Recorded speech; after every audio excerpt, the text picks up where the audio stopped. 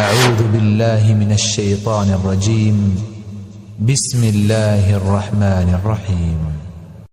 الدعوة نور وضاء تجلو ظلمات الحيران، منهج خير الناس جميعا لا يبلى عبر الأزمان، فالحكمة تكسو دعوتنا والرحمة فيها عنوان، ورسول الله يوجهنا.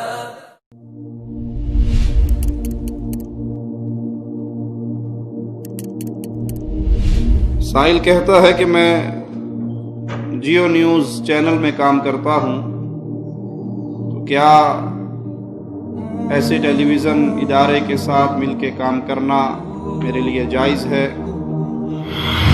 سائل کہتا ہے کہ میں عقیدتاً موحد ہوں، اللہ کی توحید کو سمجھتا ہوں، اللہ پر ایمان رکھتا ہوں، لیکن شوقیہ طور پر کچھ دن کے لیے کسی شادی بیاہ میں یا کسی پروگرام میں جانے کے لیے، اپنے آپ کو سنوارنے کے لیے، خوبصورت بننے کے لیے گلے اور ہاتھ میں کوئی کڑے پہن سکتا ہوں۔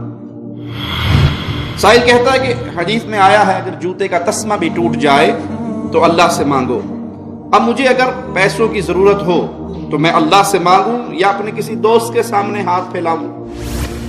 سائل کہتا ہے کہ پاکستان کا قومی ترانہ جب پڑھا جاتا ہے تو عموماً لوگ ادب و احترام سے کھڑے ہو جاتے ہیں، لیکن میں نے سنا ہے کہ نبی صلی اللہ علیہ وسلم صحابہ کو بھی اپنی تعظیم میں کھڑے ہونے سے منع کر دیا کرتے تھے، تو کیا ہمیں قومی ترانے یا کسی شخص کے احترام میں کھڑا ہونا چاہیے؟ کہتا میرے کچھ شیعہ ساتھی ہیں، وہ کہتے ہیں کہ نبی صلی اللہ علیہ وسلم نے کہا کہ جس کا میں مولا اس کا علی مولا۔ کیا واقعی ایسی کوئی حدیث ہے؟ میں عموماً اپنے گھر والوں کو صحیح بخاری اور صحیح مسلم کی احادیث کے حوالے دیتا ہوں، مگر وہ یہ کہہ کر اسے ماننے سے انکار کر دیتے ہیں کہ صحیح بخاری اور صحیح مسلم میں کئی حدیثیں تحریف کی گئی ہیں، کئی احادیث اپنی مرضی سے شامل کی گئی۔ امام بخاری، امام مسلم نے احادیث نبی صلی اللہ علیہ وسلم کی وفات کے کئی سو برس بعد جمع کی۔ سائل کہتے ہیں کہ میرے چچا بیمار ہیں اور وہ انگلیوں پہ تسبیح کرتے ہوئے گن نہیں سکتے، تو کیا وہ تسبیح استعمال کر سکتے ہیں؟ سائل کہتا ہے میں داڑھی رکھ چکا ہوں، مگر اپنے خاندان میں جسے بھی داڑھی رکھنے کا کہتا ہوں وہ جواب میں کہتا ہے داڑھی رکھنا فرض نہیں، سنت ہے۔ کچھ کہتے ہیں داڑھی رکھنے کا حکم تو ہے مگر اسے شیو کرنے کا منع کہیں نہیں کیا گیا، یعنی رکھ لو تو ثواب، نہ رکھو تو کوئی گناہ نہیں۔ اس بارے میں کوئی دلیل دیجیے۔ سائل کہتا ہے کہ مرد پر سونا تو حرام ہے، لیکن کیا وہ ہیرے کی انگوٹھی یا ہار پہن سکتا ہے؟ تعویذ کے بارے میں کسی بھائی نے سوال کیا ہے۔ تعویذ فیس بک پہ مختلف تعویذ لوگ بنا کے بھیج دیتے ہیں، ان کو شیئر کرنا کیسا ہے؟ داڑھی مونڈے امام کے پیچھے نماز ہو جاتی ہے۔ ایک آدمی کا بچہ 1 سال کا ہے اور وہ اس ڈر سے حمل نہیں ہونے دیتا کہ بچہ چھوٹا اور بیوی کمزور ہے، اس انسان کے بارے میں آپ کیا کہتے ہیں؟ کون سے رشتہ دار صلہ رحمی کے زیادہ حقدار ہیں؟ اگر عورت جسمانی کمزوری کی وجہ سے 2 سال کے بعد بچہ نہ لینا چاہتی ہو تو پھر کیا کریں؟ وَيَهْدِي إِلَيْهِ مَنْ أَنَابَ الَّذِينَ آمَنُوا وَتَطْمَئِنُّ قُلُوبُهُم بِذِكْرِ اللَّهِ أَلَا بِذِكْرِ اللَّهِ تَطْمَئِنُّ الْقُلُوبُ الذين آمنوا وعملوا الصالحات طوبى لهم. إن الحمد لله نحمده ونصلي على رسوله الكريم. أعوذ بالله من الشيطان الرجيم. بسم الله الرحمن الرحيم. قل هو الله أحد الله الصمد لم يلد ولم يولد ولم يكن له كفوا احد.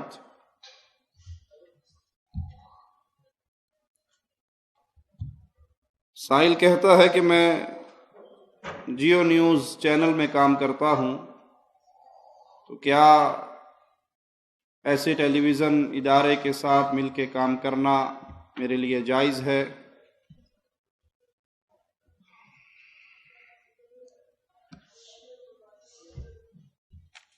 شریعت اسلامیہ نے بڑا اچھا اصول سمجھایا ہے تعاونوا علی البر والتقوی، نیکی کے کام، بھلائی کے کام میں مدد کرو، برائی کے کام میں مدد نہ کرو۔ کسی بھی ایسے ادارے میں کام کرنا جہاں برائی اور اچھائی دونوں موجود ہوں اور آپ کو برائی کی بھی سپورٹ کرنی پڑے، ان کی بھی مدد کرنی پڑے، وہاں پہ کام کرنا جائز نہیں ہے۔ نیکی کے کام میں لوگوں کی مدد کریں، گناہ کے کام میں مدد نہ کریں۔ تو ایسے چینلز جس پہ گانے، فلمیں، ڈرامے، بے پرد عورتیں، قوالیاں، شرکیہ پروگرام یہ سارے چلتے ہوں، وہاں پہ کسی اہل ایمان کے لیے، موحد کے لیے اس چینل میں کام کرنا جائز نہیں ہے۔ تو اس کو چاہیے کہ اور روزگار تلاش کرے، یا اگر وہ اسی فیلڈ کا ماہر ہے تو پھر اسلامک چینلز جیسے ہمارا پیغام ٹی وی ہے، جس پر الحمدللہ کتاب اللہ اور سنت رسول اللہ صلی اللہ علیہ وسلم کا پیغام عام کرنے کی کوشش ہو رہی ہے، تو وہاں پر ایسے لوگ جنہیں اللہ نے ان صلاحیتوں سے نوازا ہے تو وہ دینی چینلز پر رابطہ کریں اور وہاں پہ جاب تلاش کریں۔ ایسا ٹی وی چینل جس پہ کفر، شرک، بے حیائی، بے دینی، یہ تو چھوٹی باتیں ہیں کہ کسی کی غیبت ہوتی ہے، کسی کی پگڑی اچھالی جاتی ہے، کسی کی عزت کا جنازہ نکلتا ہے، کہنے کو یہ بھی بہت بڑی بات ہے کسی مسلمان کے اوپر اس طرح کی تہمتیں اور الزامات لگانا، لیکن یہ کفر اور شرک کے مقابلے میں بہت چھوٹی چیز ہے۔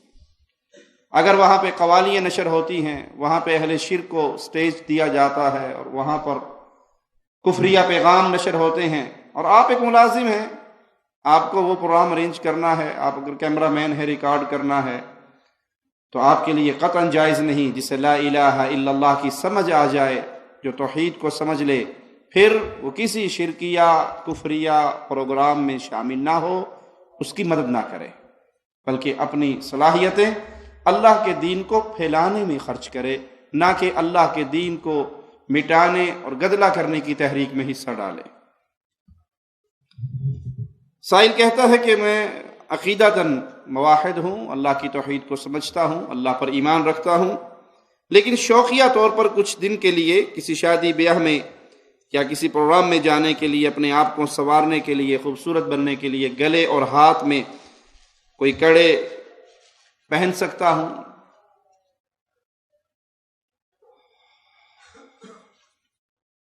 محمد کریم صلی اللہ علیہ وسلم کا فرمان ہے، وہ مرد جو عورتوں کی مشابہت کرتا ہے اس پر اللہ کی لعنت برستی ہے، اسی طرح وہ عورت جو مردوں کی مشابہت کرتی ہے اس پر بھی اللہ کی لعنت برستی ہے، او کما قال علیہ الصلوۃ والسلام۔ تو زیور شریعت محمدیہ میں صلی اللہ علیہ وسلم عورتوں کی زینت ہے۔ عورت گلے میں ہار پہنتی ہے، چوڑیاں پہنتی ہے، کڑے پہنتی ہے، خوبصورتی کے لیے یہ چیزیں استعمال کرتی ہے۔ اگر کوئی انسان یہ سمجھتا ہے کہ میں بھی جب تک گلے میں لاکٹ نہ پہن لوں، ہاتھ میں کوئی کنگن نہ پہن لوں تو میری بھی خوبصورتی پوری نہیں ہوتی، معنی یہ وہ اسلام پہ راضی نہیں ہے کہ اسلام نے اس کو مرد بنایا ہے، اور مردوں کی خوبصورتی چہرے کے اس پر رونق باوقار تاج کے ذریعے اللہ نے مردوں کو حسن دیا ہے۔ وہ داڑھی شیو کر لیتے ہیں، ہاتھوں میں کڑے پہن لیتے ہیں، گلے میں کوئی لاکٹ پہن لیتے ہیں کسی کے نام کا، اور سمجھتے ہیں کہ بالکل اب میں خوبصورت نوجوان لگ رہا ہوں۔ وہ حقیقت میں اسے اپنی مردانگی پسند نہیں ہے، اس کا بس نہیں چلتا بیچارہ کسی طرح زنانہ بن جائے۔ اگر تو ہاتھوں میں کوئی کڑے پہنے، کوئی پتھر پہنے، بھلے وہ انگوٹھی کی صورت میں پہن لے، یا اور اس پہ یہ عقیدہ بھی رکھے کہ یہ انگوٹھی، یہ کڑا، یہ چین، اس کے پہننے سے فلاں مرض، فلاں بیماری ختم ہو جاتی ہے، یہ فلاں پیر صاحب نے، فلاں شاہ صاحب نے پڑھ کر دیا ہے، اس نے پھونک مار کے دی ہے، تو پھر تو وہ تو عقیدے سے گیا، بد عقیدہ ہو گیا۔ نہ پتھروں میں شفا ہے، نہ دھاتوں میں شفا ہے، نہ پیروں کی پھونکے مارے ہوئے کالے دھاگوں میں شفا ہے، بلکہ جو اس طرح کی چیز کو لٹکاتا ہے اس کو اسی کے حوالے کر دیا جاتا ہے، یعنی وہ اللہ کی رحمت سے دور ہو جاتا ہے۔ اگر تو کوئی عقیدے کی لحاظ سے پہنتا ہے، جی یہ زمرد پہن لیا، یاقوت پہن لیا، فیروزہ پتھر پہن لیا، میری فلاں فلاں فلاں بیماریوں کا علاج ہو گیا، تو یہ تو بد عقیدہ ہے، یہ پتھروں پہ ایمان لاتا ہے، اللہ کی توحید کا انکار کرتا ہے۔ لیکن ایک شخص ایسی کوئی چیز نہیں، اس کا کوئی عقیدہ نہیں ہے، وہ خوبصورتی کے لیے ہاتھوں میں پہنتا ہے، چین گلے میں پہنتا ہے، تو یہ مرد ہونے کے باوجود عورتوں کی مشابہت کر کے اللہ کی لعنت کا حقدار بن رہا۔ مسلمان مردوں میں یہ چیز آئی کہاں سے؟ کفار کی فلمیں دیکھ کے، ان کے پروگرام دیکھ کے، ان کافر اداکاراؤں کو دیکھ کے، ان کے ہاتھ میں پڑے ہوئے یہ سارے سسٹم دیکھ کے وہ سمجھتا ہے کہ اسی میں خوبصورتی ہے۔ تو پھر اپنے دل سے پوچھئے، کیا آپ کے دل میں محمد کریم صلی اللہ علیہ وسلم کی محبت ہے؟ اگر آپ نے اپنا آئیڈیل امام الانبیاء کو بنایا ہے، امام کائنات کو بنایا ہے، امام اعظم کو بنایا ہے صلی اللہ علیہ وسلم، تو انہوں نے یہ تعلیم نہیں دی کہ پیارے نبی صلی اللہ علیہ وسلم کا دیا وہ درس نہیں ہے۔ آپ کسی کافر کو دیکھ کر متاثر ہو گئے ہیں، ویسے ہیئر سٹائل بنا رہے ہیں، ویسا ڈریس پہن رہے ہیں، اس کی تقلید میں چلے ہوئے ہیں، تو پھر یہ اس سے بھی خطرناک معاملہ ہے کہ رسول اللہ صلی اللہ علیہ وسلم کا فرمان ہے، من تشبہ بقوم فہو منہم، جو جس قوم کی مشابہت کرتا ہے پھر وہ انہی میں سے ہے۔ بندہ جس سے محبت کرتا ہے قیامت کے دن انہی کے ساتھ اٹھایا جائے گا۔ اگر تو آپ کو یہ چیزیں اچھی لگی کیونکہ آپ نے کسی فلم میں کسی ظالم مجرم کو دیکھا اور اس کی آپ کے دل میں بڑی عزت ہے، اور آپ اس کے لباس سے، اس کی حرکات سے، اس کے ڈائلاگ سے، اس کے ڈریس سے ایسے متاثر ہوئے کہ آپ نے بھی ویسا ہی بننا شروع کر دیا، تو معنی یہ ہوا کہ آپ اہل شرک اور اہل کفر اور اہل فساد کی تقلید کرتے ہوئے، ان کے پیچھے چلتے ہوئے وہی روپ اپنا رہے ہیں۔ تو جس سے محبت کرو گے قیامت کے دن اسی کے ساتھ اٹھائے جاؤ گے۔ جب یہ سوال کیا جائے کہ آپ جس جیسی شکل و صورت بنا رہے ہیں، کہ آپ کا جی چاہتا ہے قیامت کے دن آپ اور وہ اکٹھے ہوں، گیا گزرا مسلمان بھی ہو، گیا گزرا مسلمان بھی ہو، نام کا مسلمان بھی ہو، اسے فلمی دنیا کے کسی بندے کا نام لے کر کہو کہ آپ کا جی چاہتا ہے قیامت کے دن جہاں وہ ہوگا آپ بھی وہاں ہو، وہ کہے گا جی آپ کیسی باتیں کرتے ہیں۔ یہ دعا کریں، اللہ مجھے نیک لوگوں کا ساتھ دے۔ بھائی جب آپ کے دل سے دعا یہ نکلتی ہے کہ قیامت کے دن میں اولیاء اللہ کے ساتھ ہوں، انبیاء کے ساتھ ہوں، جنت میں اعلیٰ مقام پہ ہوں، تو پھر اپنے عمل بھی انہی لوگوں جیسے بنانے کی کوشش کرو۔ اور اگر آپ یہ سمجھتے ہیں کہ یہ لوگ بڑے اچھے ہیں تو اپنے دل سے فتویٰ لیجئے۔ کیا کبھی آپ کے دل نے یہ پکار بلند کی کہ کاش قیامت کے دن جہاں فلاں اداکار اور اداکارہ ہوں تو مجھے بھی اللہ اس کے پڑوس میں ہی جگہ دے دے، بس مزے ہیں، وہ گاتی رہے گی میں سنتا رہوں گا؟ گیا گزرا مسلمان بھی یہ دعا نہیں کرے گا۔ تو معنی کیا کہ اس کی فطرت سلیم تسلیم کرتی ہے کہ یہ لوگ ایسے نہیں ہیں جن کے ساتھ آخرت میں اکٹھے ہونے کی دعا انسان کے دل سے نکلے۔ تو جب ان کے ساتھ اب آخرت کا اکٹھ نہیں چاہتے تو کم از کم دنیا کے اندر بھی اپنی لائن سیدھی کر لو، جن سے محبت کرتے ہو ان جیسا بننے کی کوشش کرو۔ اور اگر آپ کے دل میں محبت ہے محمد کریم صلی اللہ علیہ وسلم کی تو پھر ان کی سنتوں پہ، پیارے نبی کے طریقوں پہ چلیے، صالحین سے پیار کیجئے۔ حدیث میں بڑا عجیب قصہ آتا ہے، ایک شخص جنت میں ہوگا اور بڑا اعلیٰ مقام پہ ہوگا جنت میں، تو اس کا دنیا کا دوست وہ نظر نہیں آئے گا۔ وہ سوال کرے گا کہ میرا فلاں دوست تھا مجھے نظر نہیں آ رہا، وہ کہاں ہے؟ جواب ملے گا وہ تو یہاں پہ نہیں ہے، وہ تو دوسری پارٹی میں ہے، یا گناہوں کی وجہ سے کم تر جنت میں ہے، یا گناہوں کی وجہ سے کہیں عذاب کے معاملے میں ہے۔ تو یہ دعا کرے گا کہ اللہ میری خوشی، میری زندگی، جنت میں میرا سکون و آرام تو تبھی پورا ہوتا ہے جب میں اپنے اس پیارے دوست کے ساتھ ہوں۔ تو اگر وہ جنت کے نچلے مقام پہ ہے، اس نیک بندے کی دعا سے اللہ اٹھا کے اسے اس کا پڑوسی بنا دے گا۔ تو آپ یہ سوچئے کہ دنیا میں جس سے محبت کر رہے ہیں، جس جیسا بننے کا آپ کے دل میں شوق اور بھوت سوار ہو رہا ہے، کیا وہ اولیاء اللہ ہیں؟ کیا وہ اصحاب رسول اللہ ہیں صلی اللہ علیہ وسلم؟ کیا وہ محمد کریم صلی اللہ علیہ وسلم کی سنتوں پہ عمل کرنے والے ہیں؟ تو پھر تو آپ تو بڑے مبارکباد کے مستحق ہیں کہ نیک لوگوں کا پڑوس جا رہے ہیں جنت میں۔ اور اگر ماجرا اس کے برخلاف ہے، وہ آپ بھی جانتے ہیں کہ گندی دنیا کے لوگ ہیں، تو پھر سمجھ لیجئے کہ آپ نے اپنی لائن اولیاء اللہ والی لائن نہیں اختیار کی، بلکہ اولیاء و شیطان کے راستے پہ چل رہے ہیں۔ سائل کہتا ہے کہ حدیث میں آیا ہے اگر جوتے کا تسمہ بھی ٹوٹ جائے تو اللہ سے مانگو۔ اب مجھے اگر پیسوں کی ضرورت ہو تو میں اللہ سے مانگوں یا اپنے کسی دوست کے سامنے ہاتھ پھیلاؤں؟ اگر کسی دوست سے مانگتا ہوں، لوگوں کے سامنے ہاتھ پھیلاتا ہوں، تو حدیث کے مفہوم کی مخالفت ہو گئی، کیونکہ مجھے تو اللہ سے ہی مانگنا چاہیے تھا۔ میں نے اللہ کو چھوڑ کے بندوں سے مانگنا شروع کر دیا۔ دینے والا اللہ ہے، دینے والا اللہ ہے، وہاب اللہ ہے، مانگنا بھی اللہ سے ہی چاہیے۔ پیارے نبی صلی اللہ علیہ وسلم نے ہمیں یہی درس دیا، جب مانگو اللہ سے مانگو، جب پکارو تو اللہ کو، جب سوالی بنو تو اللہ کے سامنے ایاک نعبد و ایاک نستعین، ہم تیری عبادت کرتے ہیں، تیری ہی عبادت کرتے ہیں، تجھ ہی سے مدد مانگتے ہیں۔ مانگنا اللہ سے ہے، لیکن تحت الاسباب۔ آپ کا ایک بھائی، اس کے پاس پیسے ہیں، آپ اس سے جا کے کہتے ہیں بھائی مجھے پیسے دے دو، قرض دے دو۔ اپنے دل میں پہلی دعا اپنے رب سے ہی کرنی، اللہ غریب ہوں، فقیر ہوں، پیسے نہیں ہیں، اللہ تو بندوبست کر دے۔ یہ اللہ کو پکارا، یہ اللہ سے مانگا۔ پھر اسباب کے تحت آپ نے کسی سے جا کے سوال کیا، جب آپ نے اللہ کو پکارا، اس نے آپ کو نہیں بھی دینے ہوئے اور اللہ آپ کی دعا قبول کر لے، اللہ اس کے دل کو موڑ دے گا۔ آپ اس کے پاس جا کے اپنا سوال رکھو گے، آپ کا مسئلہ حل ہو جائے گا۔ دینے والا کون ہے؟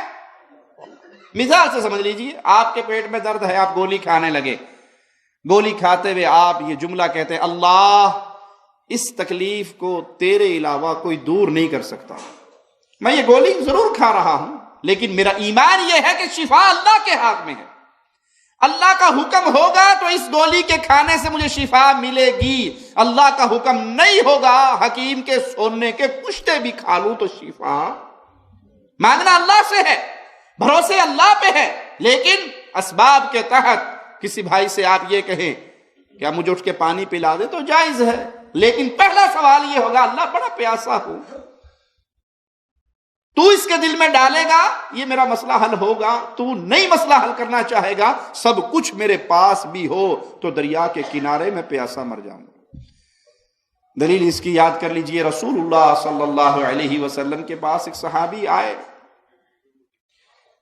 اور اپنی سواری کے بارے میں کہنے لگے کہ میری سواری ہے، میں اس کو اللہ پر توکل کر کے بھروسہ کر کے چھوڑ دوں یا گھٹنا باندھوں، اس کا رسی باندھوں؟ آپ نے کہا پہلے اس کا گھٹنا باندھ، رسی باندھ، پھر اللہ پہ بھروسہ کرو، سبب اختیار کرو، لیکن کبھی نہ بھولو کہ اس میں جو کچھ ملنا ہے وہ خالق و مالک کی طرف سے ملنا ہے، کسی چیز میں بذات خود کوئی کمال نہیں ہے، مانگنا اللہ سے ہے، بھروسے اللہ پہ کرنے ہیں۔ ہاں اس سے مانگنا جائز نہیں ہے جو موجود ہی نہیں۔ آپ کا بھائی آپ کے پاس موجود ہے، سامنے کھڑا ہے، سن رہا ہے، جیب اس کی بھری ہوئی ہے، قدرت ہے آپ کو 1000 ریال دے دے، تحت الاسباب ہے، لیکن آپ پیر صاحب کو پکار رہے ہیں جو 1000 کلومیٹر دور ہیں، جو مر چکے ہیں، جو قبر میں جا چکے ہیں، جو دفن ہو چکے ہیں، جو سن نہیں رہے، جو موجود نہیں ہیں، جو قدرت نہیں رکھتے۔ تو اس طرح ما فوق الاسباب کسی غیر کو پکارنا وہ شریعت میں حلال نہیں ہے، وہ جائز نہیں ہے۔ سائل کہتا ہے کہ پاکستان کا قومی ترانہ جب پڑھا جاتا ہے تو عموماً لوگ ادب و احترام سے کھڑے ہو جاتے ہیں، لیکن میں نے سنا ہے کہ نبی صلی اللہ علیہ وسلم صحابہ کو بھی اپنی تعظیم میں کھڑے ہونے سے منع کر دیا کرتے تھے، تو کیا ہمیں قومی ترانے یا کسی شخص کے احترام میں کھڑا ہونا چاہیے؟ وہ قومی ترانہ ہو یا کسی شخصیت کے احترام میں کھڑا ہو، پوری کائنات مل بھی جائے تو محمد کریم صلی اللہ علیہ وسلم کے شان اور مقام تک نہیں پہنچ سکتی۔ افضل ترین ہستی دنیا میں اللہ نے جو پیدا کی ہے وہ محمد الرسول اللہ صلی اللہ علیہ وسلم، اور پیارے نبی صلی اللہ علیہ وسلم نے اپنے لیے قیام کرنے سے، کھڑے ہونے سے منع کر دیا اپنے صحابہ کو۔ جب پیارے نبی صلی اللہ علیہ وسلم کے لیے کھڑے نہیں ہو سکتے تو کسی ملک کے ترانے کے لیے یا کسی اور شخصیت کے احترام کے لیے وہ اس قیام کی حالت میں کھڑا ہونا جائز نہیں ہے، کیونکہ یہ حق خالص اللہ ہے۔ قوموا للہ قانتین۔ ایک حدیث میں آتا ہے، سیدنا سعد تشریف لائے، آپ صلی اللہ علیہ وسلم نے صحابہ سے کہا اٹھو اپنے سردار کی طرف۔ تو یہاں سے قیام ہونا کرنا کسی کے لیے ثابت ہو گیا۔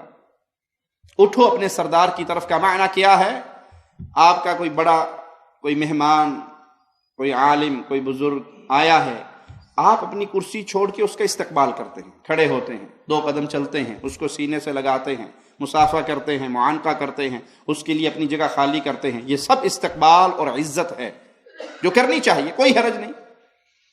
لیکن ایک ہے کہ ہم سب بیٹھے ہوئے، ایک بندہ داخل ہوا، ہم سارے اپنی کرسیوں سے کھڑے ہو جائیں، کسی نے اس کو ہاتھ نہیں ملایا، کسی نے اس کو گلے نہیں لگایا، کوئی آگے بڑھ کے استقبال نہیں کیا، صرف اس کی شان کے لیے قیام کیا، وہ بیٹھ گیا، ہم سارے بیٹھ گئے۔ یہ قیام نہ کسی ترانے کے لیے، نہ کسی شخصیت کے لیے، جیسے عام سکولوں میں نہیں ہوتا، سکول میں استاد داخل ہوتا ہے، کلاس اسٹینڈ، استاد بیٹھ گیا، کلاس سارے بیٹھ گئے، یہ جائز نہیں ہے۔ ہاں کوئی آپ کے پاس آتا ہے، کوئی بڑا ہے، کوئی بزرگ ہے، کوئی شان و مقام والا ہے، والد ہے، استاد ہے، دوست ہے، رشتہ دار ہے، مہمان ہے، آپ اٹھ کے 2 قدم آگے بڑھ کے اس کا استقبال کرتے ہیں، جیسے صحابہ نے اپنے سردار کا اٹھ کے استقبال کیا۔ یہ درست ہے، استقبال کے لیے 2 قدم آگے بڑھنا، گلے لگانا، معانقہ کرنا، ہاتھ ملانا، جگہ چھوڑنا اس کے لیے، اسے اپنی جگہ پہ بٹھانا، یہ عزت و اکرام ہے، تکریم ہے، اس میں کوئی حرج نہیں۔ لیکن ایسی شان کہ وہ داخل ہو اور آپ اپنی سیٹ سے کھڑے ہو جائیں اور اپنی سیٹ پہ بیٹھ جائیں اور اس میں استقبال والا معاملہ بھی نہیں ہے، تو یہ درست نہیں ہے، واللہ اعلم۔ کہتا میرے کچھ شیعہ ساتھی ہیں، وہ کہتے ہیں کہ نبی صلی اللہ علیہ وسلم نے کہا کہ جس کا میں مولا اس کا علی مولا، کیا واقعی ایسی کوئی حدیث ہے؟ جی بالکل صحیح حدیث ہے، نبی صلی اللہ علیہ وسلم نے فرمایا جس کا میں مولا اس کا علی مولا۔ تو ہم سیدنا علی کو مولا مانتے ہیں۔ مولا سے مراد دوست، یہاں مولا سے مراد محبت، کہ جو رسول اللہ صلی اللہ علیہ وسلم سے محبت کرتا ہے اسے لازم ہے وہ مولا علی سے محبت کرے۔ سیدنا علی سے محبت کرتے ہیں، ان کو مولا مانتے ہیں، مولا بمعنی دوست مانتے ہیں۔ اور نبی صلی اللہ علیہ وسلم نے یہ اور صحابہ کے لیے بھی استعمال کیا۔ یہاں مولا سے مراد مالک نہیں ہے، انسانیت کے مالک نہ علی ہے نہ رسول اللہ ہے، بلکہ وہ جب مالکت معنی آئے گا تو حسبنا اللہ، ہمیں اللہ کافی ہے، نعم المولا، وہ ہمارا مالک ہے، وہ ہمارا مددگار ہے، اس سے بہتر نہ کوئی مالک ہے نہ مددگار ہے۔ محبت علی سے کرنا ایمان ہے، کیونکہ پیارے نبی صلی اللہ علیہ وسلم نے فرما دیا تھا علی منافق تجھ سے بغض کریں گے، مومن تجھ سے محبت کریں گے۔ تو یہاں من کنت مولا، جس کا میں ولی ہوں، جس کا میں دوست ہوں، جو مجھ سے محبت کرتا ہے وہ میرے علی سے محبت کرے، تو ہم محمد کریم کو بھی اس معنی میں مولا سمجھتے ہیں اور سیدنا علی کو بھی مولا علی سمجھتے ہیں۔ لیکن اس سے معنی مراد کیا ہے؟ محبت، دوستی، پیار، تعلق۔ ہمارے دل میں جتنا احترام سیدنا علی کا ہے، پیارے نبی صلی اللہ علیہ وسلم کی اس حدیث کی روشنی میں ہم اتنا ایمان لاتے ہیں، تسلیم کرتے ہیں، لیکن سیدنا علی کو بشر سمجھتے ہیں، انسان سمجھتے ہیں، مالک نہیں سمجھتے، مشکل کشا نہیں سمجھتے۔ ان سے محبت کو ایمان کا حصہ جانتے ہیں، کیونکہ ان سے نفرت منافق ہونے کے لیے ایک ہی گناہ کافی ہے، وہ بندہ منافق ہے جو سیدنا علی سے نفرت کرتا ہے، بغض رکھتا ہے۔ لیکن اس کا یہ مطلب نہیں ہے کہ آپ سیدنا علی رضی اللہ عنہ کو مشکل کشا سمجھے، حاجت روا سمجھے، بگڑی بنانے والا سمجھے، اولاد دینے والا سمجھے، بارش برسانے والا سمجھے، زمین پیدا کرنے والا سمجھے، آسمان پیدا کرنے والا سمجھے۔ آج جو اس حدیث کو اپنی زبان پہ رکھتے ہیں وہ تو مولا بمعنی مالک سمجھتے ہیں، وہ کہتے ہیں سورج بھی علی نے بنایا، زمین بھی علی نے بنائی، آسمان بھی علی نے بنایا، بارش بھی علی برساتے ہیں۔ صرف میرا مرشد علی، میرا امام، مجھے رزق دینے والا، مجھے بیٹے دینے والا، زندگی دینے والا، جزا دینے والا، نبی بھیجنے والا، کتابیں نازل کرنے والا۔ بڑے بڑے چہرے اتر جائیں گے، بڑا بڑا گھوٹوں چل جاتا ہے نا علی کے فضائل پر، بندہ نتر کے سامنے آ جاندے، باپ دا کیڑا ہے تے ہمسائے دا کیڑا ہے۔ حسین کی عظمت کا میں اپنی جانب سے نہیں کہہ رہا، منبر کوفہ ہے، کتاب سنی بھی دیکھو تو نوکر حاضر ہے، شیعہ کتابیں تو تمہاری بھری پڑی ہے۔ علی منبر کوفہ پر بیٹھ کر کہہ رہے تھے، دنیا والوں سورج بنانے والا میں علی ہوں، آسمان بنانے والا میں علی ہوں، زمین بچھانے والا میں علی ہوں، چاند بنانے والا میں علی ہوں، سزا دینے والا میں علی ہوں، سر ہلانے والا زندہ باد ہے، سزا دینے والا میں علی ہوں، رزق دینے والا میں علی ہوں، نبی بھیجنے والا میں علی ہوں، کتابیں نازل کرنے والا میں علی ہوں، یوم معاشر عدل کی مسند پر میں علی بیٹھ کر تمہارا عدل کروں گا۔ ایک مقصر علی کے دربار میں اٹھا، اس نے کہا یا علی یہ تو اللہ کے کام ہے جو تو اپنی ذات کے ساتھ لگا رہا ہے، یہ کوئی تیرے فضائل ہے؟ علی فرماتے تیری ماں تیرے غم میں ماتم کرے، چپ کر کے زمین پہ بیٹھ، یہ میرے فضائل نہیں ہے، یہ میری نوکری ہے، فضائل اس سے بھی آگے۔ نوح علیہ والسلام، یونس علیہ والسلام گرفتار ہوئے، ان کو نجات علی نے دی۔ ساری اللہ مالک کی صفات اٹھاتے ہیں اور سیدنا علی پہ فٹ کر دیتے ہیں۔ ایسا عقیدہ رکھنے والا وادی ایمان سے نکل جاتا ہے اور کفر میں داخل ہو جاتا ہے۔ سائل کہتا ہے میں نے قرآن پاک کی 2 صورتیں یاد کی، وہی جو ہم جمعے کی نماز میں پڑھتے ہیں، تو یہ دونوں صورتیں روزانہ عشاء کی نماز میں پڑھتا ہوں، یہ بتا دیجئے کہ یہ دونوں صورتیں کسی بھی نماز میں پڑھی جا سکتی ہیں یا صرف جمعے کے دن ہی ان کی فضیلت ہے؟ جمعے کی نماز میں مسنون ہے، رسول اللہ صلی اللہ علیہ وسلم نے اس کی تلاوت کی، لیکن اگر کسی بھائی کو کوئی اور صورت نہیں یاد، یہی 2 صورتیں یاد ہیں، تو وہ نماز باقی دنوں کے اندر بھی پڑھ سکتا ہے، کوئی حرج نہیں۔ جیسے حدیث میں ایک صحابی کا آتا ہے کہ وہ ہر روز سفر پہ آپ نے بھیج دیا ان کو، وہ ہر نماز میں سورت اخلاص، قل هو اللہ احد، اس کی تلاوت کرتے، اور سورت بھی پڑھتے لیکن یہ بھی پڑھتے۔ آ کے لوگوں نے رسول اللہ صلی اللہ علیہ وسلم کے سامنے یہ ماجرا رکھا تو آپ نے ان سے پوچھا ایسا کیوں کیا؟ کہا اس میں اللہ کی وحدانیت کا، الوہیت کا ذکر ہے، توحید کا ذکر ہے، مجھے اس سے بڑی محبت ہے، مجھے اس سورت سے بڑی محبت ہے۔ تو انسان اگر کسی کو یہی 2 صورتیں یاد ہیں اور مزید صورتیں نہیں یاد، کوئی حرج نہیں، وہ پڑھ سکتا ہے۔ میں عموماً اپنے گھر والوں کو صحیح بخاری اور صحیح مسلم کی احادیث کے حوالے دیتا ہوں، مگر وہ یہ کہہ کر اسے ماننے سے انکار کر دیتے ہیں کہ صحیح بخاری اور صحیح مسلم میں کئی حدیثیں تحریف کی گئی ہیں، کئی احادیث اپنی مرضی سے شامل کی گئی۔ امام بخاری، امام مسلم نے احادیث نبی صلی اللہ علیہ وسلم کی وفات کے کئی 100 برس بعد جمع کی۔ اب کس طرح کہا جا سکتا ہے کہ یہ بالکل درست ہے، لہذا ہم اس میں شامل کی گئی احادیث کو صحیح تسلیم نہیں کرتے؟ یہ لوگ ایک بات اور کہتے ہیں کہ اگر 10 افراد کو ایک ہی لائن میں کھڑا کر دیا جائے اور پہلے شخص کے کان میں کچھ لفظ بولے جائیں، وہ شخص دوسرے کے کان میں وہی لفظ کہے، پھر دوسرا تیسرے کے کان میں، تیسرا چوتھے کے کان میں، اسی طرح 9ویں 10ویں کے کان میں، تو بات کچھ کی کچھ بن جاتی ہے۔ یعنی پہلے شخص کے کان میں کہے گی بات، اگر 10ویں شخص سے پوچھیں گے تو وہ اس کے اندر کوئی کمی اور اضافہ کر چکا ہوگا۔ یہ باتیں سن کر میں لاجواب ہو جاتا ہوں، یہ سوچ کر کہ بات تو درست ہے کہ حدیث میں بھی تحریف ہو سکتی ہے۔ اب میرا سوال یہ ہے کہ میں اہل خانہ اور دوست احباب کو کس دلیل سے یقین دلاؤں کہ صحیح بخاری اور صحیح مسلم میں غلط اور ضعیف حدیثیں موجود نہیں ہے؟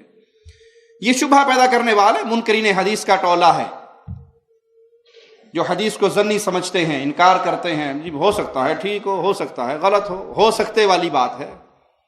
پیارے بھائی، جس طرح قرآن حکیم اللہ کی طرف سے نازل شدہ ہے، اسی طرح اس قرآن کی بہترین تفسیر حدیث رسول بھی اللہ کی طرف سے نازل شدہ ہے۔ اللہ نے اپنے کلام کی اور محمد کریم صلی اللہ علیہ وسلم کے فرمان کی حفاظت کا ذمہ لیا ہے۔ قرآن کی حفاظت بھی اللہ نے کی ہے، احادیث رسول صلی اللہ علیہ وسلم کی حفاظت بھی اللہ نے کی ہے۔ جیسے نبی صلی اللہ علیہ وسلم پہ قرآن حکیم کا نزول ہوتا اور قرآن کو اس وقت لکھا جاتا، اسی طرح فرامین رسول اللہ صلی اللہ علیہ وسلم کو بھی لکھا جاتا۔ جہاں صحابہ کی جماعت قرآن لکھتی، وہاں صحابہ احادیث رسول صلی اللہ علیہ وسلم بھی لکھتے. جو اعتراض آپ احادیث رسول پہ کر رہے ہیں، اگر کوئی سیم یہی اعتراض قرآن پاک پہ کرے، یہ قرآن حکیم جو چھپا ہوا نسخہ ہمارے ہاتھ میں ہے، یہ نبی صلی اللہ علیہ وسلم کے دور میں تو نہیں تھا. ایک آیت کسی کے پاس تھی، ایک آیت کسی کے پاس تھی، ایک آیت کسی کے پاس تھی. یہ حصے بٹے ہوئے تھے، بکھرے ہوئے تھے. ایک جگہ چھپا ہوا کتابی شکل، چمڑوں کے اوپر ہی یا ہڈیوں کے اوپر ہی یا پتھروں کی تختیوں کے اوپر بھی اکٹھا تو نہیں تھا. ایک صحابی نے لکھ لیا، پتہ نہیں ہو سکتا دوسرے صحابی نے کچھ اور لکھ لیا ہو، اور وہ چلتا آ رہا ہے آج تک، اس کی سند باقی ہے قراء کرام کے پاس. تو ہو سکتا ہے اس کے اندر بھی اضافہ اور کمی ہو گئی ہو. یہ ہو سکتا ہے عقلانیت کے بت کی پوجا کرنے والوں کا جملہ ہے. یہ قرآن اور حدیث اللہ کی طرف سے نازل شدہ ہے، اس میں ایک لفظ کے اضافے اور کمی کی کسی کے پاس کوئی اختیار نہیں ہے. اگر کہیں جی دیکھیں صحیح احادیث ہیں، ضعیف احادیث ہیں، اگر آپ یہ اعتراض کرتے ہیں تو یہ اللہ کی رحمت ہے، یہ کمال ہے اس دین کی حفاظت کا کہ اللہ نے محدثین کی ایسی جماعت پیدا کی جنہوں نے نبی صلی اللہ علیہ وسلم کے فرامین کے اندر اضافہ کرنے والوں کو کھنگال کے الگ کر دیا، صحیح روایات الگ کر دی اور ضعیف روایات الگ کر دی. اگر آپ نے صرف اعتراض لینا ہے تو اعتراض رافضیت، شیعت کلام الہی پہ بھی کرتی ہے. ان کے نزدیک قرآن ہی اور ہے، ان کے نزدیک اس قرآن کے اندر بہت ساری آیات ابو بکر، عمر، عثمان، نعوذ باللہ ثم نعوذ باللہ، انہوں نے نکال دی. کچھ آیات اپنے پاس سے داخل کر دی، کچھ آیات کم کر دی. یہ ان کا دعویٰ ہے، انہوں نے آیات گھڑی ہوئی ہیں. یا ایھا الرسول بلغ ما انزل الیک فی ولایت علی. اصل آیت یہ ہے، شیعوں کا دعویٰ ہے، کتابیں بھری پڑی ہیں ان کے پاس. تو جو آپ شبہ حدیث کے بارے میں رکھ کے اسے کنڈم کرنے کی کوشش کرتے ہیں، وہی شبہ اگر قرآن پہ کوئی پیش کر دے گا تو آپ کے پاس کیا جواب ہے؟ نہیں، یہ وحی ہے، قرآن بھی وحی ہے، حدیث مصطفیٰ بھی وحی ہے، اور اس وحی کی حفاظت اللہ مالک نے اپنے ذمے لی ہے. اس دین اسلام کو قیامت کی دیواروں تک کوئی تبدیل نہیں کر سکتا. اور رسول اللہ صلی اللہ علیہ وسلم کے دور میں جہاں قرآن حکیم لکھا گیا وہیں احادیث رسول بھی لکھی گئی، اور پھر امت کا اجماع ہوا صحیح بخاری پر کہ اس کے اندر کوئی روایت موضوع، ضعیف، من گھڑت نہیں ہے. قرآن کے بعد صحیح ترین کتاب یہی ہے. کہا جاتا ہے قرآن کریم کو سمجھ کر اور ترجمے کے ساتھ پڑھنا چاہیے. اگر میں قرآن پاک کا ترجمہ نہ پڑھوں، بس اس کی تلاوت کرتا رہوں، تو کیا میرے قرآن پڑھنے کی فضیلت ختم ہو جائے گی یا سمجھے بغیر پڑھنے کا بھی اجر ملے گا؟ قرآن حکیم اللہ مالک کا کلام ہے. پیارے نبی صلی اللہ علیہ وسلم نے فرمایا اس میں سے جو الف لام میم پڑھتا ہے، ایک حرف پڑھتا ہے، اللہ اس کو 10 نیکی دیتا ہے. اور میں یہ نہیں کہتا کہ الف لام میم ایک حرف ہے، الف الگ حرف ہے، لام الگ حرف ہے، میم الگ حرف ہے. تو صرف الف لام میم پڑھنے سے انسان کے اکاؤنٹ میں 30 نیکی لکھی جاتی. قرآن حکیم کو پڑھنا، تلاوت کرنا بہت باعث اجر و ثواب ہے، لیکن اصل مقصد اس قرآن کے نزول کا قرآن کو سمجھنا. آپ یہ سمجھے کہ میں عربی عبارت قرآن حکیم کی پڑھتا رہوں اور بس ٹھیک ہے، الحمدللہ ثواب ہے، کوئی شک نہیں کہ ثواب ہے. لیکن جب تک آپ اس کی ٹرانسلیشن نہیں پڑھیں گے، ترجمہ نہیں پڑھیں گے، تفسیر نہیں پڑھیں گے، آپ کو پتہ ہی نہیں لگے گا اللہ کیا کیا رہا ہے. جب تک آپ یہ نہ سمجھیں کہ لا الہ الا اللہ اس کا معنی کیا ہے، اس کا تقاضا کیا ہے، آپ اس کو 100 دفعہ تسبیح پڑھتے رہے اور قبر کا طواف کرتے رہے. اب قبر کا طواف کرنے والا، قبر پہ سجدہ کرنے والا لا الہ الا اللہ بھی پڑھتا رہے، اس کا یہ کلمہ پڑھنا اسے فائدہ دے گا. تو قرآن حکیم کو جب تک سمجھ کے نہیں پڑھا جائے گا اس وقت تک ہمیں توحید سمجھ نہیں آئے گی، ایمان سمجھ نہیں آئے گا، عقیدہ سمجھ نہیں آئے گا. اور یہی علماء سو کی سب سے بڑی کامیابی ہے. قرآن بس عربی پڑھ لو، ترجمہ نہ پڑھنا. کیوں؟ ترجمہ پڑھو گے تو آپ بس برباد ہو جاؤ گے، ہلاک ہو جاؤ گے. اتنے ظالم ہیں کہ وہ کتاب جس کو پڑھ کر عمل کرنے سے جنت ملتی ہے، جہنم سے انسان بچتا ہے، وہ کہتے ہیں اس کو سمجھ کے نہ پڑھنا. بڑی مشکل کتاب، صرف مولویوں کو سمجھ آتی، آگے پیچھے کسی کو سمجھ نہیں آتی. یہ ڈھکوسلا ہے مولویوں کا کہ اگر آپ نے قرآن حکیم کو پڑھنا شروع کر دیا تو ان کے پیٹ کا دھندا، کاروبار بند ہو جائے گا. اس لیے وہ کہتے ہیں کہ بس آپ ٹھیک ہے، الحمدللہ رب العالمین پڑھتے رہا کرو، لیکن اس کا معنی کیا ہے یہ سوچنے کی ضرورت نہیں۔ تو قرآن کو، عربی عبارت کو پڑھنا باعث اجر و ثواب ہے، کوئی شک نہیں اس میں، لیکن اصل اس قرآن کے نزول کا مقصد یہ ہے کہ اس سے ہدایت لی جائے، اس کو اپنی زندگی کے اندر لاگو کیا جائے، اس میں جو احکامات آئے ہیں اس پہ عمل کیا جائے۔ وہ کب نصیب ہوں گے؟ جب آپ اس کو ترجمے اور تفسیر سے پڑھیں گے۔ سائل کہتا ہے میں نے سنا تھا کہ نبی صلی اللہ علیہ وسلم اپنی پیاری بیوی اور خاص طور پہ سیدہ عائشہ رضی اللہ تعالی عنہا کے سر پہ تیل لگاتے تھے، ان کے ہاتھ دبا دیا کرتے تھے۔ کیا واقعی ایسی کوئی حدیث ہے؟ ہمارے علم میں ایسی کوئی روایت نہیں ہے، لیکن ہاں ایسی حدیث موجود ہے کہ نبی صلی اللہ علیہ وسلم کی زوجہ محترمہ فرماتی ہیں کہ جب آپ گھر میں ہوتے اپنے اہل و عیال کی خدمت میں ہوتے، جب آپ گھر میں ہوتے تو اہل و عیال کی خدمت میں ہوتے۔ یہ حدیث موجود ہے، لیکن جس کے اندر ایسی ڈیٹیل ہو کہ وہ یہ اعمال کرتے ہوں، ہمارے علم میں ایسی کوئی روایت نہیں ہے۔ کہتے ہیں جمعے کے دن جب بھی مسجد میں داخل ہو تو جمعے کی فرض نماز سے پہلے تحیۃ المسجد 2 رکعت ادا کرنی چاہیے۔ یہ بتا دیجئے کیا اس کا تعلق صرف جمعے کے دن سے ہے یا مسجد میں جب بھی آئیں اسے پڑھنا ضروری ہے؟ نہیں، مسجد میں جب بھی آئیں تو 2 رکعت پڑھ کے بیٹھنا، جو بیٹھنا چاہے اس کے لیے لازم ہے کہ وہ 2 رکعت ادا کرے اور پھر بیٹھے۔ اگرچہ جمعے کے دن خطبہ بھی شروع ہو چکا ہو تو آ کے بیٹھنا نہیں چاہیے، بلکہ 2 رکعت ادا کرنی چاہیے۔ جیسے وہ صحابی تشریف لائے اور بیٹھ گئے، آپ صلی اللہ علیہ وسلم نے اس کو بغیر 2 رکعتیں پڑھے بیٹھتے ہوئے دیکھا تو سوال کیا 2 رکعتیں پڑھ لی؟ کہا نہیں۔ آپ نے کہا کھڑے ہو اور 2 رکعتیں ادا کرو۔ تو اس کا تعلق جمعے سے نہیں ہے، اس کا تعلق مسجد کے ادب و احترام سے ہے۔ جب مسجد میں آئیں 2 رکعت ادا کر کے بیٹھیں۔ میں نے آپ کی ایک تقریر میں سنا تھا کہ جو شخص صبح شام 10 مرتبہ درود شریف پڑھ لیتا ہے تو قیامت کے دن نبی صلی اللہ علیہ وسلم کی اس کو شفاعت نصیب ہوتی ہے۔ جی اس کا ذکر حدیث میں موجود ہے۔ تو سوال کرتے ہیں کہ وہ درود شریف کون سا ہے جو ہم ہر نماز میں پڑھتے ہیں، یا کوئی اور دوسرا درود بھی پڑھ سکتے ہیں؟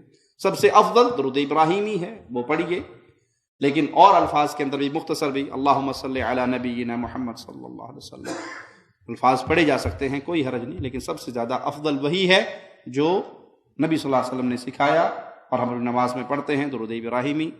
جو لوگوں نے بنائے ہوئے ہیں درود تاج، درود ماہی، درود لکھی، یہ میڈ ان انڈیا پاکستانی درود ہیں، اور اس کے اندر اکثر الفاظ شرکیہ الفاظ ہیں۔ نبی صلی اللہ علیہ وسلم کو نور من نور اللہ کہا جاتا ہے اور مختلف اضافے کیے جاتے ہیں، اس سے بچنا چاہیے۔ سائل کہتے ہیں کہ میرے چچا بیمار ہیں اور وہ انگلیوں پہ تسبیح کرتے ہوئے گن نہیں سکتے، تو کیا وہ تسبیح استعمال کر سکتے ہیں؟ اگر ریاکاری مقصود نہ ہو، اور مثلا 100 دفعہ حدیث میں استغفار کی تعداد کا ذکر آیا ہے، لا الہ الا اللہ وحدہ لا شریک لہ لہ الملک ولہ الحمد یحیی و یمیت وہو حی لا یموت بیدہ الخیر وہو علی کل شیء قدیر، اس کی تعداد کا ذکر ہوا ہے۔ تو اگر کوئی شخص بیمار ہے یا انگلیوں پہ نہیں گن سکتا، جو افضل عمل ہے وہ یہ انگلیوں کی پوریوں پہ گننا ہے، تو اس صورت میں اگر کوئی تسبیح استعمال کرتا ہے، مقصود ریاکاری کسی کو دکھلانا نہیں ہے، تو انشاءاللہ کوئی حرج نہیں، واللہ اعلم۔ سائل کہتا ہے میں داڑھی رکھ چکا ہوں مگر اپنے خاندان میں جسے بھی داڑھی رکھنے کا کہتا ہوں وہ جواب میں کہتا ہے داڑھی رکھنا فرض نہیں سنت ہے، کچھ کہتے ہیں داڑھی رکھنے کا حکم تو ہے مگر اسے شیو کرنے کا منع کہیں نہیں کیا گیا، یعنی رکھ لو تو ثواب، نہ رکھو تو کوئی گناہ نہیں، اس بارے میں کوئی دلیل دیجئے۔ نبی صلی اللہ علیہ وسلم نے داڑھی رکھنے کا حکم دیا ہے، کہ ایسا ماجرا نہیں ہے کہ آپ کرو تو ٹھیک ہے، نہ آپ کرو تو گناہ کوئی نہیں، یہاں حکم ہے پیارے نبی صلی اللہ علیہ وسلم کا، وفروا اللحى وفروا ای کثروا، داڑھیوں کو بڑھاؤ، معاف کرو، لٹکاؤ، یہ مختلف الفاظ احادیث میں آئے ہیں۔ تو جہاں نبی کا حکم ہو اور اس حکم کی خلاف ورزی کی جائے تو گناہ نہیں تو اور کیا ثواب ہوگا۔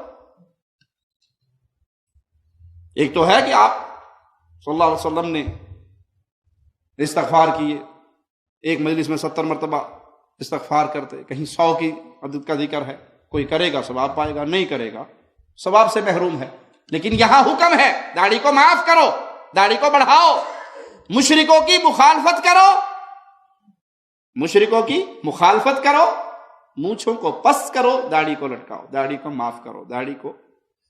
تو یہاں جہاں حکم کا ذکر آتا ہے، جب حکم عدولی کی جائے گی تو انسان گنہگار ہوگا۔ اگر وتر کے دوران دعائے قنوت یاد نہیں تو کیا وہ کتاب اٹھا کر اسے دیکھ کے پڑھے؟ نہیں، وہ یاد کرے، لیکن اگر بغیر قنوت کے بھی وطر پڑھ لیتا ہے تو انشاءاللہ قبول ہوگا، لیکن اس دعا کو یاد کرے اور یاد کرنے کے بعد اس کو ادا کرے۔ سبحان اللہ والحمد للہ ولا الہ الا اللہ واللہ اکبر، اس کے پڑھنے کے بارے میں بھائی نے پوچھا ہے۔ اس تسبیح میں بہت اجر و ثواب پنہا ہے، اس کو کثرت سے پڑھنا چاہیے۔ سبحان اللہ والحمد للہ ولا الہ الا اللہ واللہ اکبر، یہ الفاظ درست ہیں اور اس کو پڑھنے میں اجر و ثواب ہے۔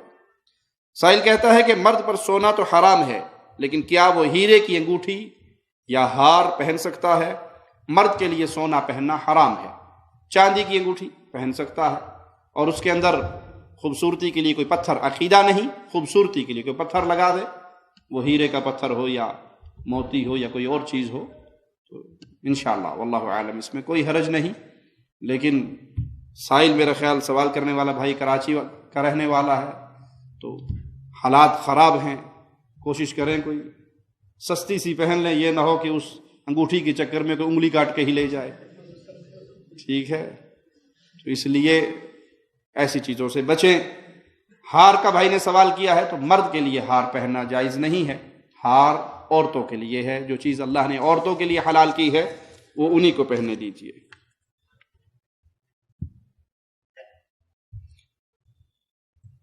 تعویذ کے بارے میں کسی بھائی نے سوال کیا ہے، تعویذ فیس بک پہ مختلف تعویذ لوگ بنا کے بھیج دیتے ہیں، ان کو شیئر کرنا کیسا ہے؟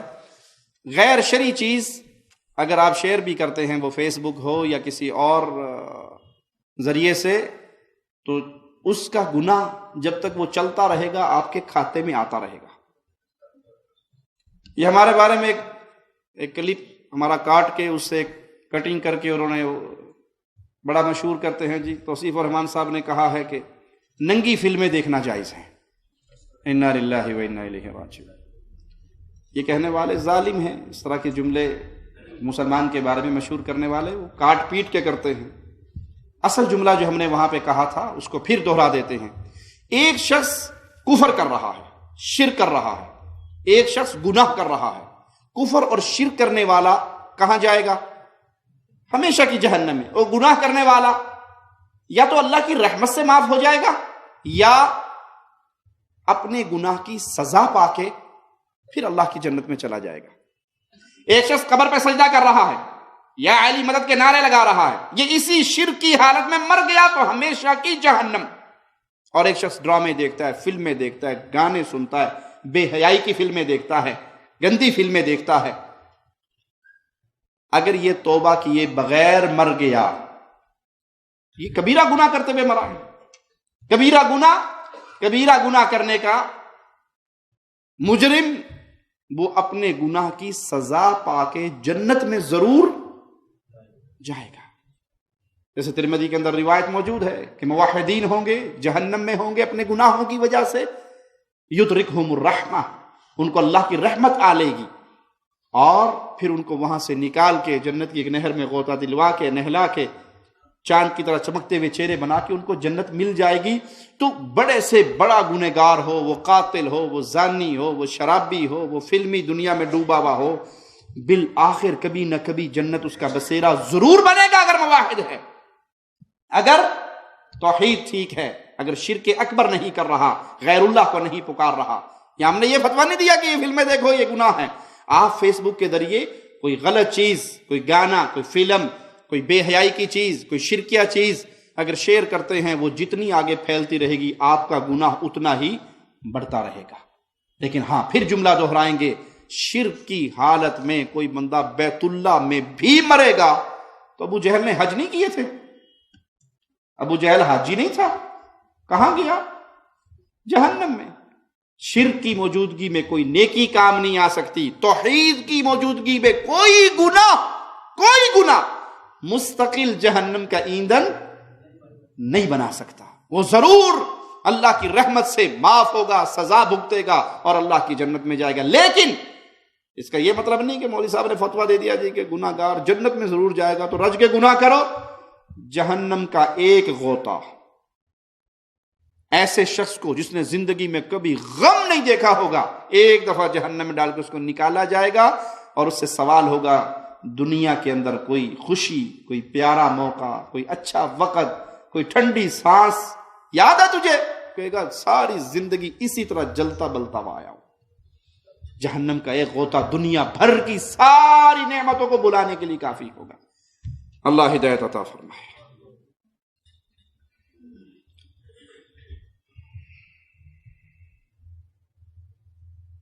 روزے کے بارے میں پوچھا ہے کہ ایک دن روزہ رکھا جائے ایک دن چھوڑا جائے. داؤد علیہ الصلاۃ والسلام کے بارے میں یہ آتا ہے کہ وہ ایک دن روزہ رکھتے تھے اور ایک دن چھوڑتے تھے، اور جب ایک صحابی نے رسول اللہ صلی اللہ علیہ وسلم سے روزہ رکھنے کی اجازت مانگی تو آپ نے جو ان کو تبلیغ کرتے رہے، وہ کہتے ہیں میرے اندر اور ہمت ہے اور ہمت ہے، تو پھر آپ نے آخری کہا کہ اس طرح روزہ رکھو، ایک دن رکھو اور ایک دن افطار کرو.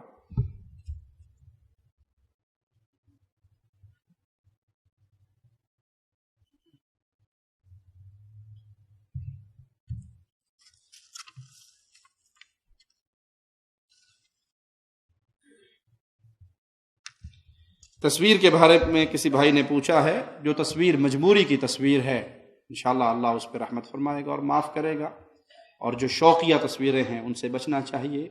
اپنے گھروں میں تصویریں لٹکانا، جس گھر میں تصویر لٹکی ہوئی سجی ہوئی ہو رحمت کا فرشتہ وہاں پہ داخل نہیں ہوتا.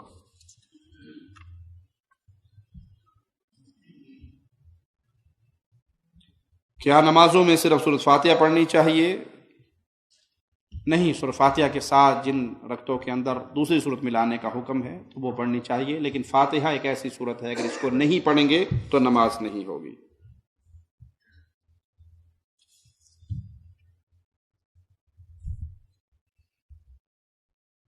میں اپنی داڑھی سے بہت محبت کرتا ہوں اور داڑھی میں جب کنگھی کرتا ہوں خوبصورت بناتا ہوں تو انجانے میں کچھ بال ٹوٹ جاتے ہیں، تو انجانے میں ٹوٹ جائیں، غیر ارادی طور پہ آپ کاٹ نہیں رہے ہو، کنگھی کرتے ہوئے کوئی بال گر جاتے ہیں تو کوئی حرج نہیں. کوئی آدمی نمازی کے آگے سے گزرے تو کیا نماز ٹوٹ جائے گی؟ نہیں، آگے سے گزرنا بہت بڑا گناہ ہے. اگر کوئی گزرتا ہے تو اس کو روکنے کا حکم ہے، اور اگر وہ بضد ہے گزرنے پہ تو ایک روایت میں ہے کہ اس کو روکو، وہ شیطان ہے. داڑھی مونڈے امام کے پیچھے نماز ہو جاتی ہے، فاسق فاجر کے پیچھے نماز ہو جاتی ہے، کبھی مجبوری میں انسان پھنسا ہوا ہو تو پڑھ لے، اس کو مستقل امام نہیں بنانا چاہیے. کچھ آدمی عشاء کی نماز کے ساتھ ایک وتر پڑھ لیتے ہیں، کیا یہ صحیح ہے؟ اصل میں وتر رات کی آخری نماز ہے. جو سستی کے مارے میرے جیسے لوگ ہوتے ہیں بیچارے، وہ عشاء کے ساتھ ہی وتر پڑھ کے فارغ ہو جاتے ہیں، وگرنہ وتر کو عشاء کے ساتھ نہیں پڑھنا چاہیے بلکہ سوتے ہوئے پڑھنا چاہیے. دیکھیے اس کے کئی فائدے ہوں گے. آپ سونے سے پہلے وضو کریں گے، وتر پڑھیں گے، سو جائیں گے تو حالت وضو میں آپ کو سوئیں گے، اللہ کی طرف سے ایک فرشتہ آپ کے پہرے کے لیے آ جائے گا. اور جب آپ سونے سے پہلے 3 رکعت بھی وتر پڑھ کے سو جاتے ہیں تو آپ کا نام غافلوں میں شامل نہیں ہوگا. ہنسی مذاق میں طلاق ہو جاتی ہے یا نہیں؟ حدیث میں آتا ہے کہ ہنسی مذاق میں طلاق دی جائے تو ہو جاتی ہے. اس لیے یہ ہنسی مذاق کی چیز نہیں ہے، یہ اللہ کی حدود ہیں. یہ نہیں ہے کہ ہنسی مذاق میں طلاق دے دو اور پھر کہو جی ہم تو مذاق کر رہے تھے. مذاق کے اندر ایسا کام نہیں کرنا چاہیے.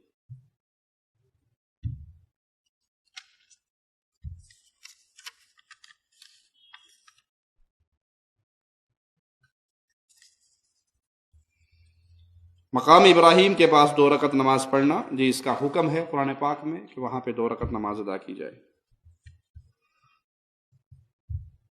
ایک آدمی کا بچہ 1 سال کا ہے اور وہ اس ڈر سے حمل نہیں ہونے دیتا کہ بچہ چھوٹا اور بیوی کمزور ہے. اس انسان کے بارے میں آپ کیا کہتے ہیں؟ جس کا بچہ چھوٹا ہو اس کی والدہ کو چاہیے اسے دودھ پلائے، اور جو ماں اپنے فیڈ کرتے ہوئے بچے کو صرف اپنی فیڈ پہ رکھے تو اللہ کی رحمت سے 2 سال ویسے ہی گزر جاتے ہیں. یہ جو بہت جلدی حمل ہو جاتا ہے اکثر کیسز میں اس کی وجہ یہ ہوتی ہے کہ ماں اپنا دودھ کم پلاتی ہے.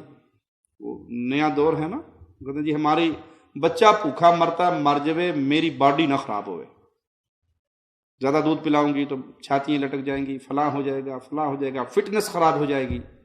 اللہ نے یہ اس بچے کی خوراک لگائی ہے، فٹنس بعد میں ہے، اس کی خوراک پہلے ہے. تو اور اگر ویسے بھی کوئی انسان اس طرح گیپ کرتا تو حدیث میں آتا ہے صحابہ نے عزل کے بارے میں سوال کیا، وہ یہی صورت تھی انزال باہر کر لیا کرتے تھے. تو نبی صلی اللہ علیہ وسلم نے فرمایا کہ اللہ نے جو روح پیدا کرنی ہے وہ ہو کے رہے گی، ہمارے اس طرح چکر سے کچھ نہیں ہوتا.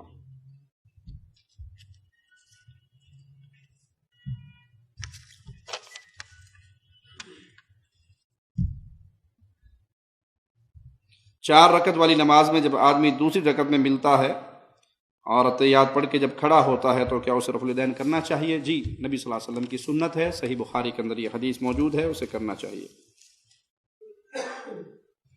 وراثت میں لڑکے اور لڑکیوں کا حصہ کس طرح ہوگا؟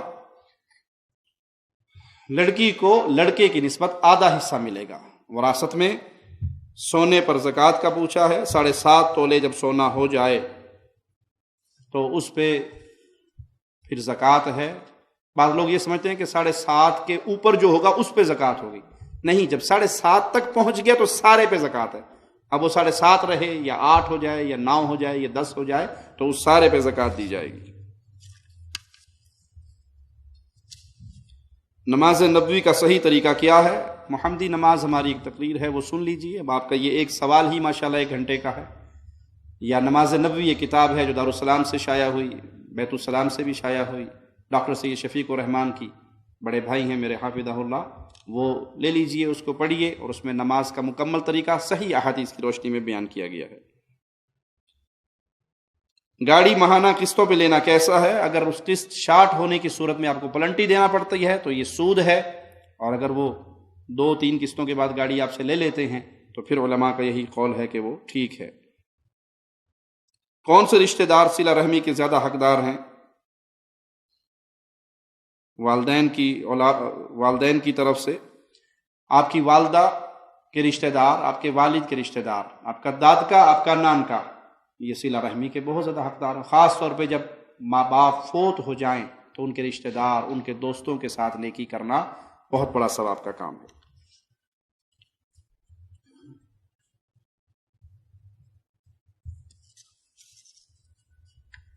کیا یہ صحیح ہے کہ جہنم چیخے گی، جنتی جنت میں چلے جائیں گے، جہنمی جہنم میں چلے جائیں گے، پھر بھی جہنم چیخے گی تو اللہ تعالیٰ اپنا پیر جہنم میں رکھیں گے؟ حدیث میں اس کا ذکر آتا ہے کہ حل میں مزید کا وعدہ پڑتا رہے گا اور پھر اللہ اپنا قدم رکھے گا جیسے اس کی شان کے لائق ہے. یہ غیب کی باتیں ہیں، جس طرح حدیث میں آیا، ہمارا اس میں ایمان ہے.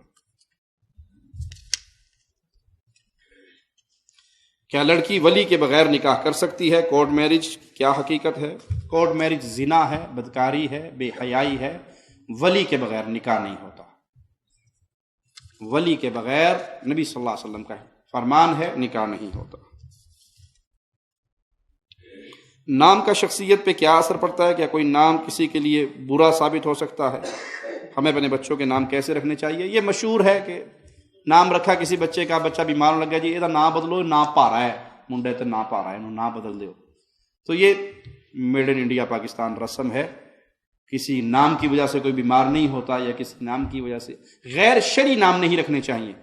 غیر شرعی نام، عبد النبی، عبد الرسول، عبد الامام، پیر دتا، پیر بخش، نبی بخش، علی بخش، ولی بخش، یہ نام منع ہے، غیر اللہ کی عبادت کی طرف اشارہ کرتے ہیں. اور نام رکھنے میں انسان کو یہ چاہیے کہ وہ انبیاء کے نام پہ، صحابہ کرام کے نام پہ، اولیاء کے نام پہ نام رکھے. عید میلاد النبی منانا کیسا عمل ہے؟ بدعت ہے. نبی صلی اللہ علیہ وسلم کی ہجرت کے 600 سال کے بعد اس کا آغاز ہوا. پیارے نبی نے ایسا نہیں کیا. وضو بنانے کے بعد اگر کافر سے مصافحہ کر لیں تو وضو ضائع ہو جاتا ہے. ہمارے علم میں ایسی کوئی روایت نہیں ہے کہ کسی کافر سے ہاتھ ملانے سے وضو ضائع ہو جائے گا. ہاں، اگر آپ کو یہ ہے کہ وہ طہارت کا خیال نہیں رکھتا، ہو سکتا ہے اس کا ہاتھ ناپاک ہو، تو پھر اپنے ہاتھ کو آپ پاک کر لیں.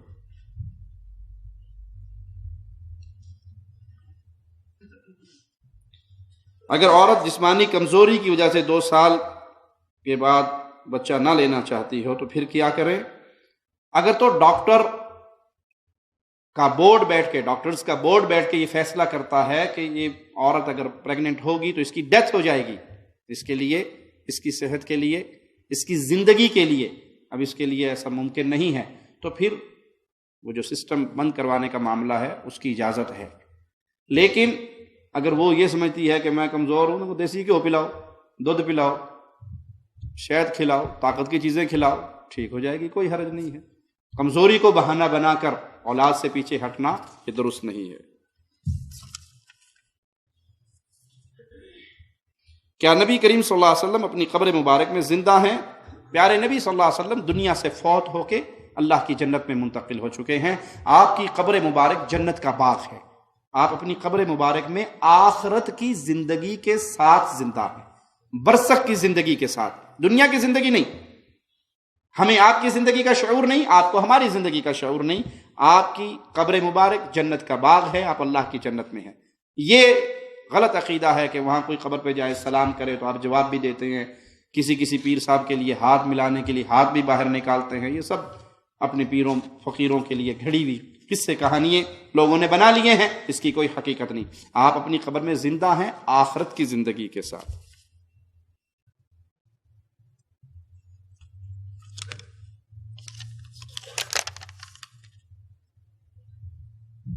اگر مسجد زیادہ دور نہ ہو تو آفس میں جماعت ادا کی جا سکتی ہے، نہیں اگر مسجد قریب ہے تو آپ کو مسجد جانا چاہیے اور وہیں جا کے نماز ادا کرنی چاہیے۔ یہ کہ اعلان سن لیجئے، جمعے کے دن جالیہ ثنائیہ جدید میں عصر کے بعد سے اردو کا پروگرام ہو رہا ہے، تو ساتھی اس میں تشریف لے جائیں۔ کئی علماء ریاض سے بھی اور ریاض سے باہر سے بھی تشریف لا رہے ہیں۔ اقول قولی هذا واستغفر الله لي ولكم ولسائر المسلمين فاستغفروه انه هو الغفور الرحيم۔ لا إله إلا الله محمد رسول الله عليه صلاة الله وآله والأحبة